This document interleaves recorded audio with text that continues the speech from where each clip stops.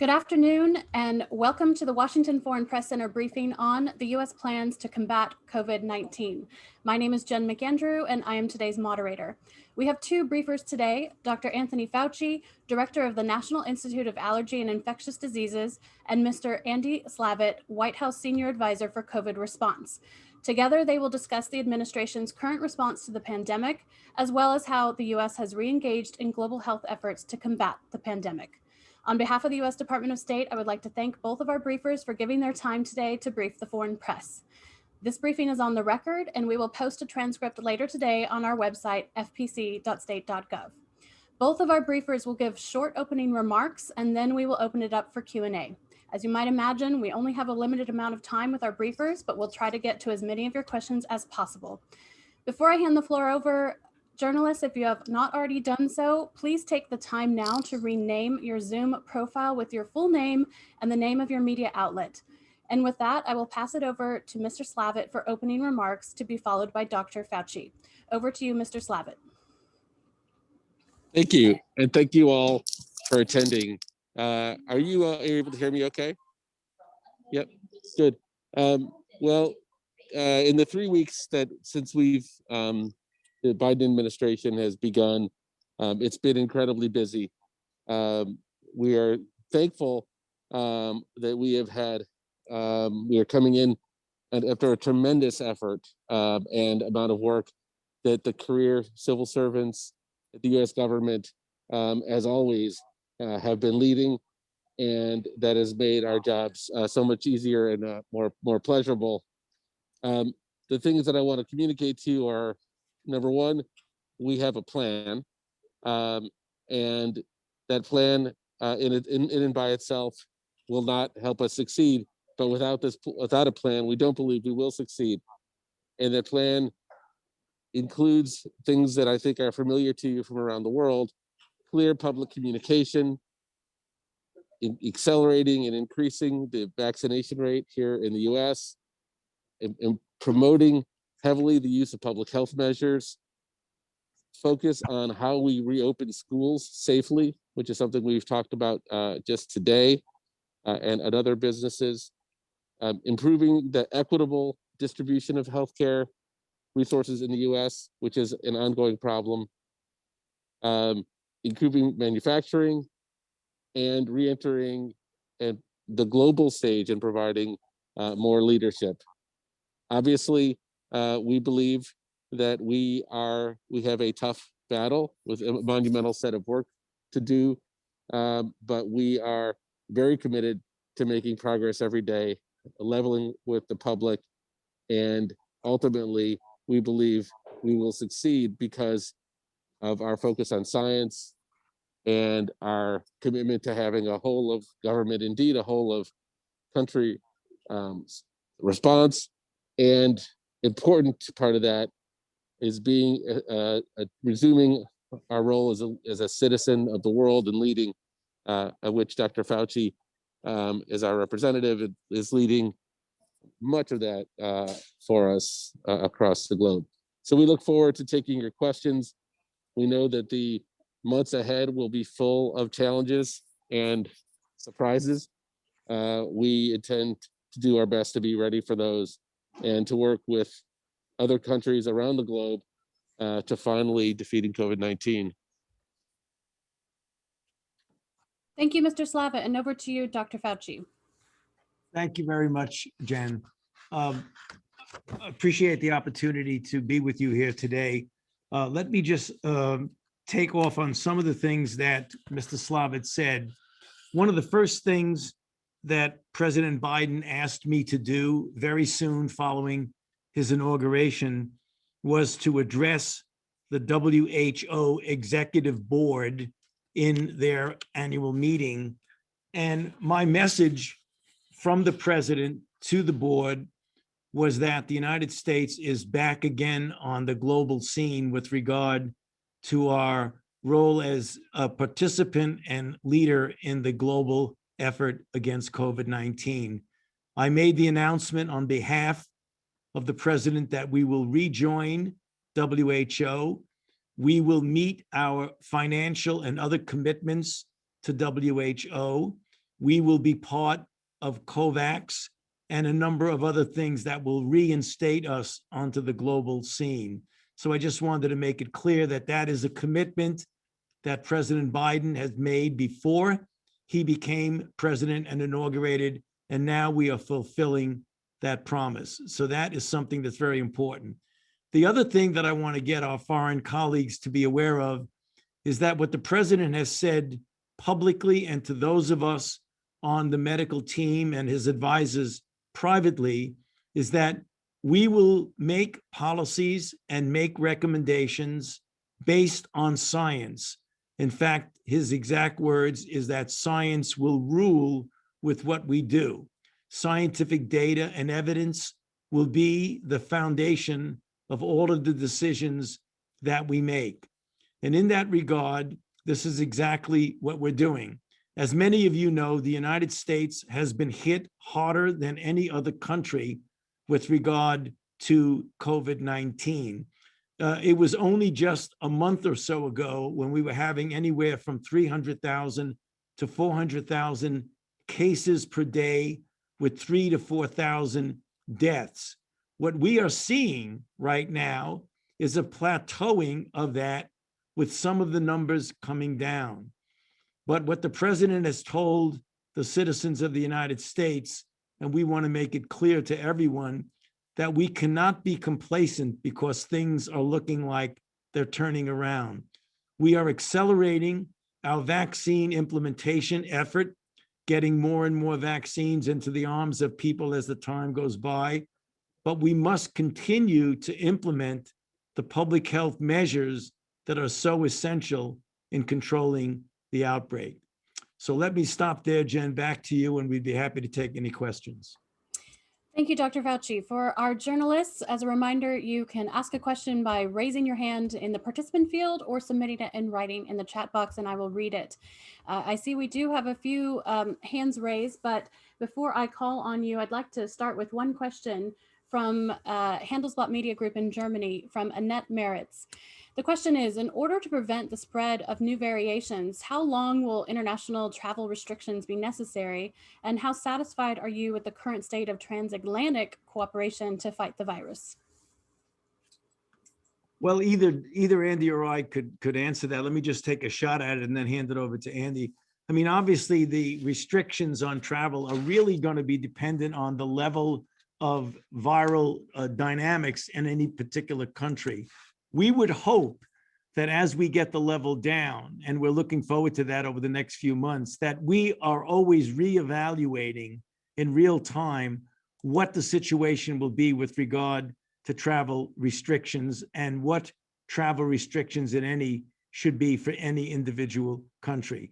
Right now, transatlantic cooperation is obviously going to be much better. The president is quite committed to cooperating and collaborating with our foreign partners. But with regard to the restrictions, I think that is going to be something that you evaluate over and over again, depending upon the dynamics of the outbreak. But I'll hand it over to Andy in case he has any further comment. All I'll add is this is a perfect illustration of Dr. Fauci's point that we're going to listen to the science first.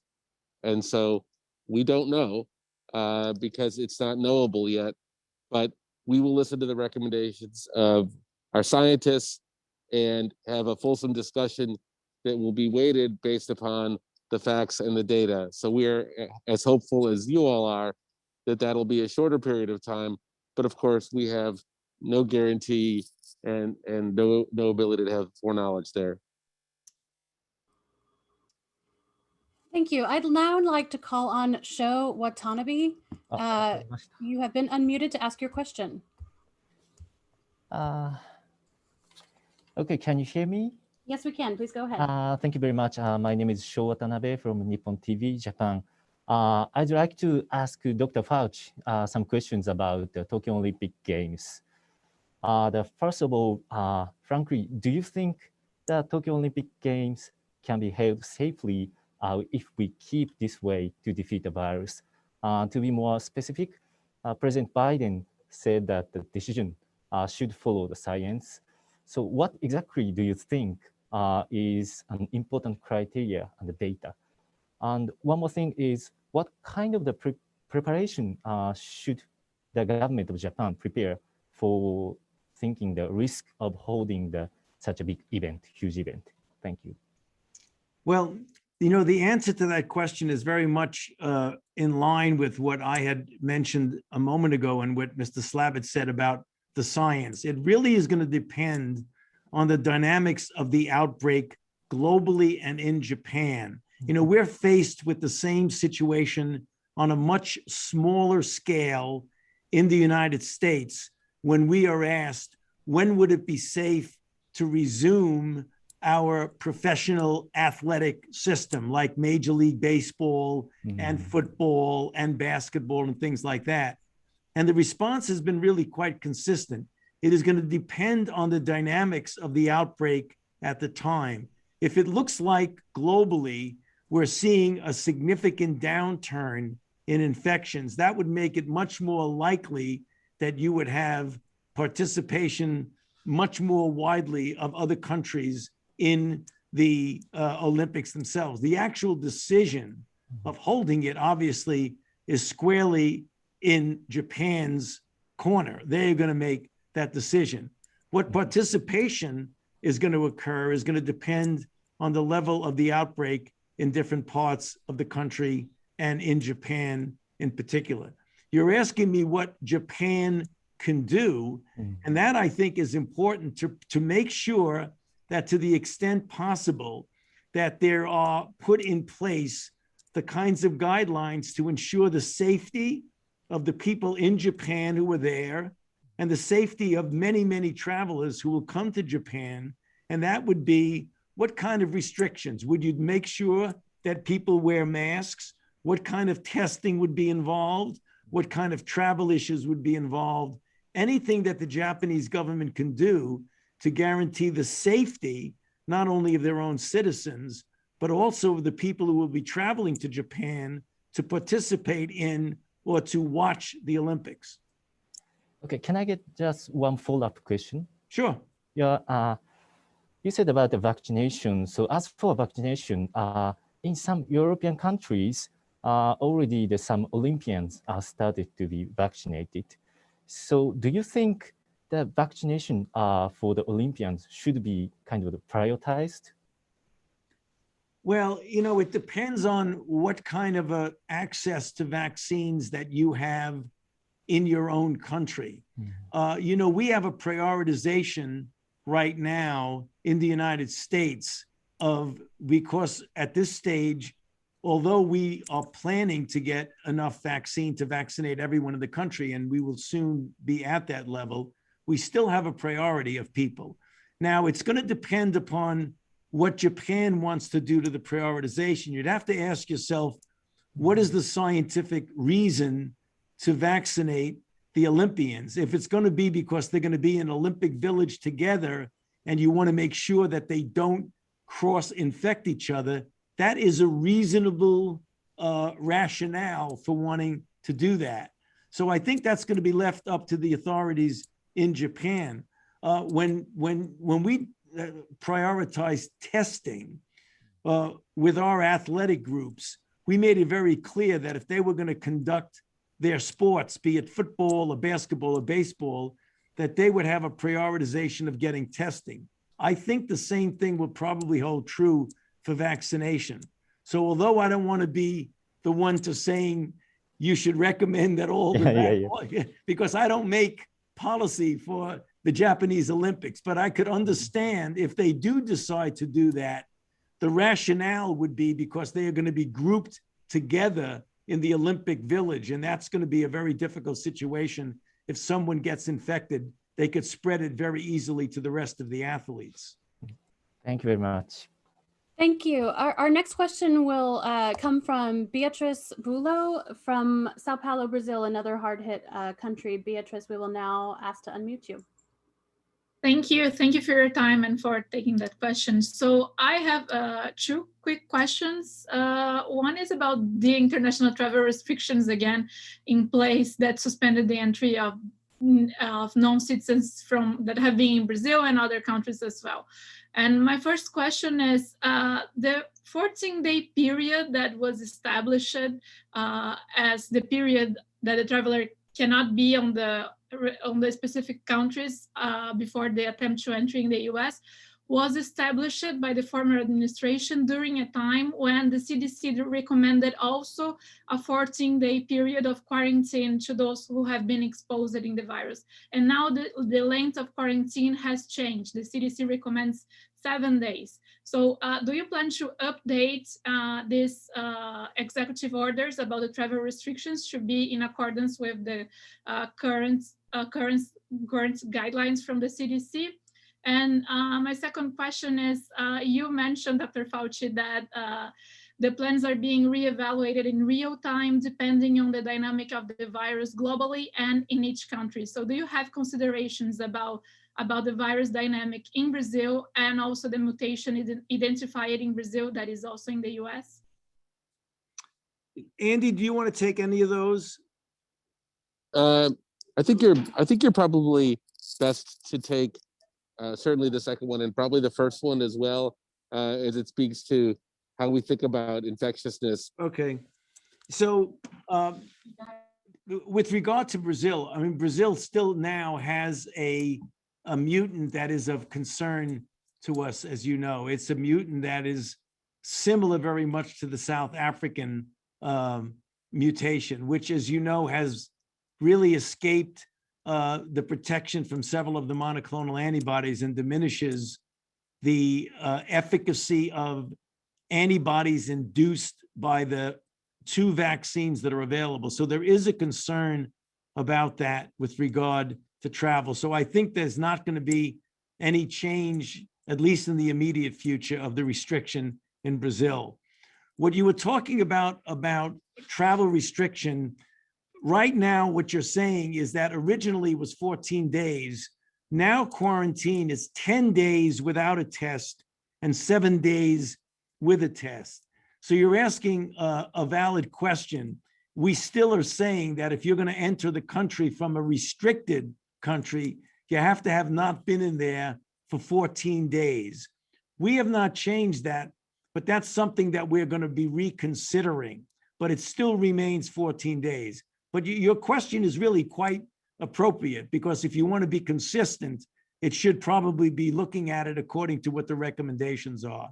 So I would imagine the CDC, if they are not already doing it, will very soon look at that and try to make it match. Thank you. Can I have a quick follow-up?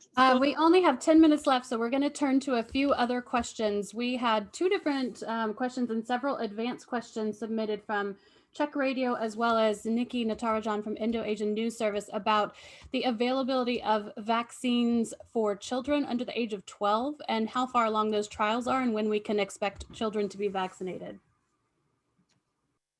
Well, you know, it's very common, and we do this traditionally, is that before you approve a vaccine in a child, you prove that it's safe and effective in an adult normal population. Not that we want to deprive children of vaccination, but because children are vulnerable, and you want to make sure when you have a vulnerable population, you treat them specially. So here's what we do. What we do when you finally prove, which we have with the 2 vaccines, Moderna and Pfizer, that are safe and effective. The Pfizer one is already down to age 16. The Moderna is 18. What we will be doing, and we've already starting, is what's called age de-escalation studies.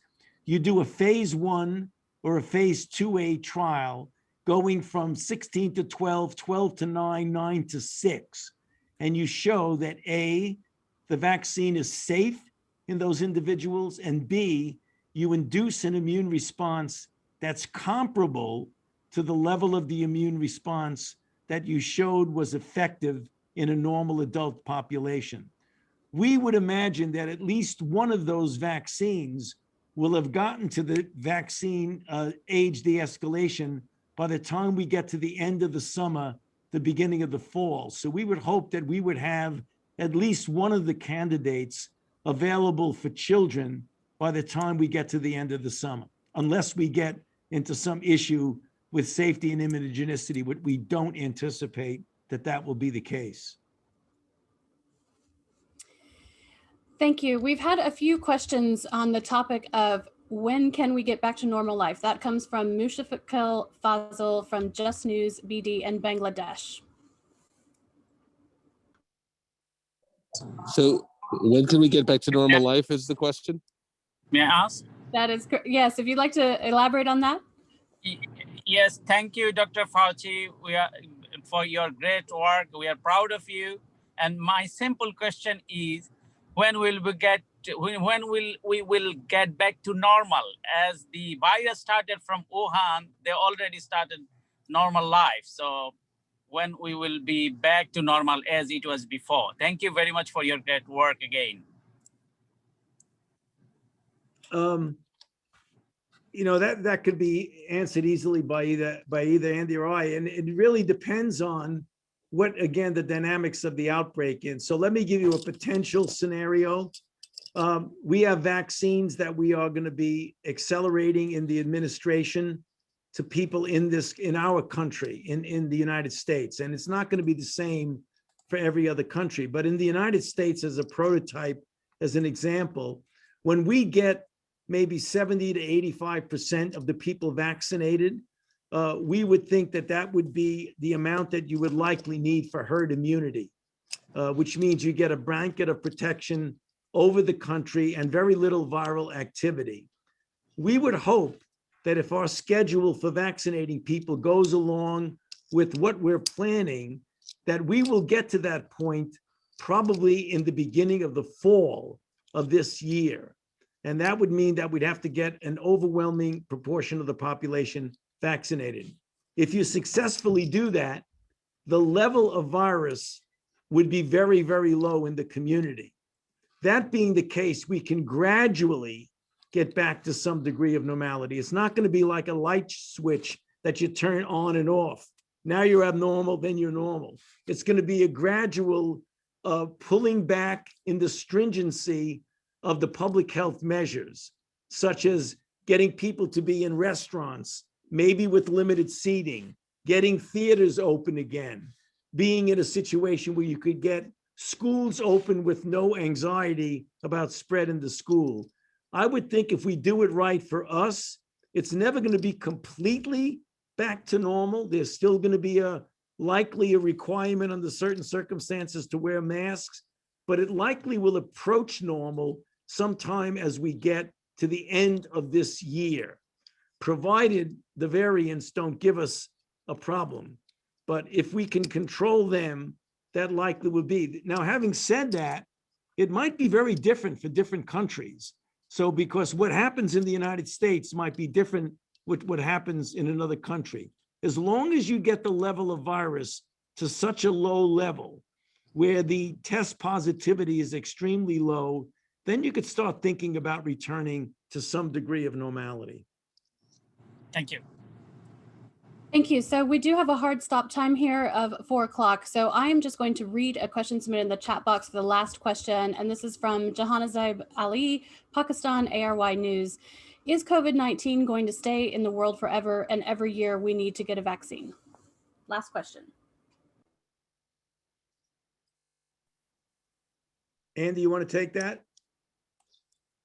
You know, I think you're best to probably, you know, take that. The only thing I will set up with is, obviously, we don't know the answer to a lot of these questions about the future. We have to plan for multiple scenarios. If what we're asking in the main is, do we think the science wins or the virus wins? There's no question that the science wins, but the science could be greatly aided by human behavior or greatly diminished by human behavior. So I think that's very much in all of our hands.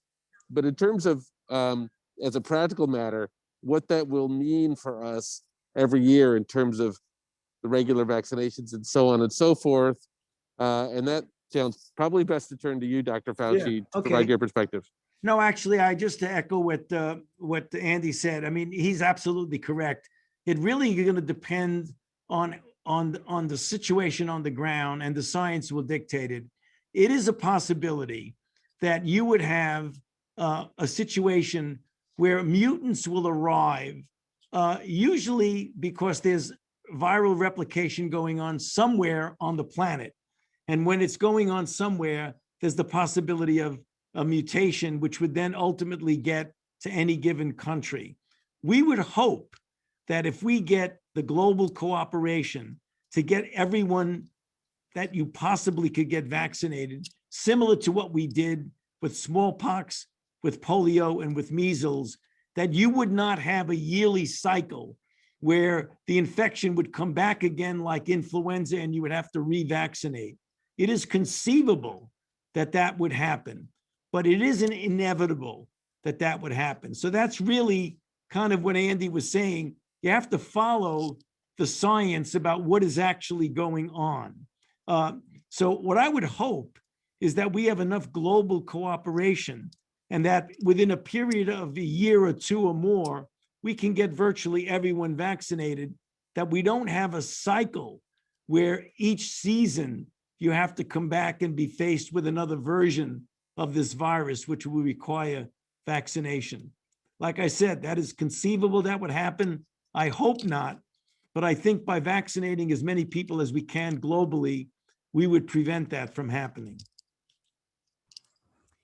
On behalf of the Foreign Press Center, I want to thank Dr. Fauci and Mr. Slavitt for your time today. I know it's disappointing we didn't get to everybody's questions, but this concludes today's briefing, and good afternoon.